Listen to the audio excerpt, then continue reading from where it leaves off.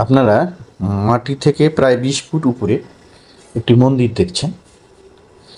দেখেই আপনার অবশ্যই মনে হচ্ছে এটা কি আসলে বন্যা কবলিত অঞ্চল, না টিলা কেটে এই মন্দিরটি তৈরি করা হয়েছে।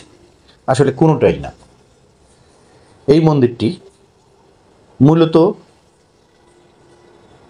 দিনাজপুর জেলার বীরগঞ্জ উপজেলার নিজপাড়া ইউনিয়নের দামাইক্ষেত্র অঞ্চলের মন্দির।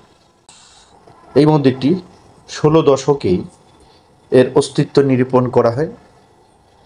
তারও আগ থেকে এই অঞ্চলে এই মন্দিরটিতে স্থানীয়ভাবে মালচণ্ডী নামে এই মন্দিরটির নাম প্রচলিত রয়েছে, কিন্তু আসলে এই মন্দিরটি হচ্ছে মঙ্গলচণ্ডী মন্দির।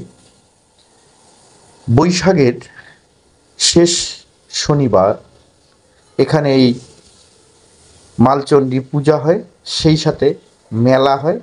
এখানে যে ভক্তগণ এই মায়ের দর্শনে আসেন তারা প্রত্যেকেই 5 ভার মাটি অর্থাৎ 10 ডালি মাটি এই জায়গায় প্রদান করেন।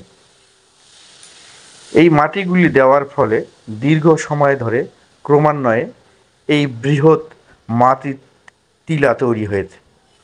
এই মাটির টিলাটি তৈরি হওয়ার পর এখানে সাধারণ একটি মন্দির তৈরি করা হয়। এই জায়গাটি এত বেশি উঁচু ছিল যে এলাকাবাসীর তথ্য মতে এই মালচণ্ডী মন্দিরে উঠলেই কান্তজি মন্দিরের চূড়া দেখা যেত। আধুনিক সভ্যতার কারণে এই অঞ্চলের ভক্তগণ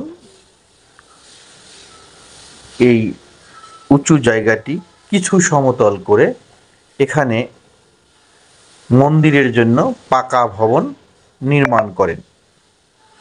কিন্তু নির্মাণ করলেও প্রতি বছরেই ভক্তগণ আসেন এবং তাদের সাধ্যমতো এই মাটিগুলি দিয়ে থাকেন। এই মাটিগুলির প্রতি বছরেই আবার জমা হচ্ছেই, ক্রমান্বয়ে আবার যে উপরের সমতল জায়গাটা আছে প্রতি বছরে এই মাটিগুলি দিয়ে থাকেন। আপনারা মন্দিরের ভিতর লক্ষ্য করে হয়তো দেখবেন যে ছোট ছোট কতগুলি পুতুল রয়েছে। আসলে এই ভক্তগণ এই ছোট ছোট পুতুলগুলো দিয়ে থাকেন, সেই সাথে তাদের যে ভক্তি দিয়ে এই দেবীর শ্রীচরণকে রাঙিয়ে তোলে। উপরে রয়েছে 2টি মন্দির, একটি হচ্ছে মালচণ্ডী আর একটি বদ্রীনাথ। আসলে মালচণ্ডীটি হচ্ছে মঙ্গলচণ্ডী, আর বদ্রীনাথ আপনারা জানেন যে শিবের আর এক নাম বদ্রীনাথ। অন্য রূপে যখন শিব বৌদ্ধ হিসাবে আবির্ভূত হয়েছিলেন তখন তাকে বদ্রীনাথ বলে আত্মপ্রকাশ করেছিলেন। সেই পাশাপাশি 2টি মন্দির রয়েছে এবং ভক্তরা একসাথেই 2 মন্দিরে সাড়ম্বরে পূজা অর্চনা করে থাকে। আপনারা যে 2 বিগ্রহের কাছে অনেক ছোট ছোট মূর্তি দেখছেন, এই পূজায় যখন তারা আসে তারা এই 10 ডালি মাটির সঙ্গে এই মূর্তিগুলো দিয়ে থাকেন, দিয়ে তারা তাদের প্রার্থনা করে থাকেন, ভক্তের মনোবাসনা পূর্ণ করে থাকেন। যদি আপনাদের ভিডিওটি ভালো লেগে থাকে তাহলে কমেন্ট করে জানাবেন, সেই সাথে সাবস্ক্রাইব করবেন এবং নতুন ভিডিও তৈরিতে উৎসাহ প্রদান করবেন। সকলকে অনেক অনেক ধন্যবাদ।